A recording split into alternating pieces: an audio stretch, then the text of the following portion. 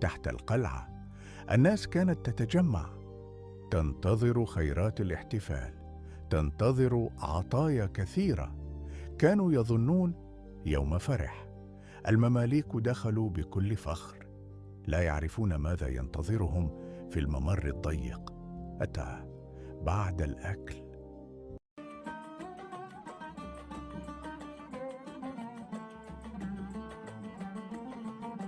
كان حفل عظيم، الطعام، شراب، الموسيقى التي يعزفها الموسيقيون. فما كان يعرف مماليك أن هذه اللحظات السعيدة هتكون آخر للحظات في الحياة. وبعد انتهاء حفل حان لحظة وداع الجيش. طارت ألف حمامه علامة لتوديع الجيش داخل الممر ضيق. في الأمام طوسون باشا قائد الجيش، ووراه جنود البان، وخلفهم المماليك بقيادة خورشيد باشا.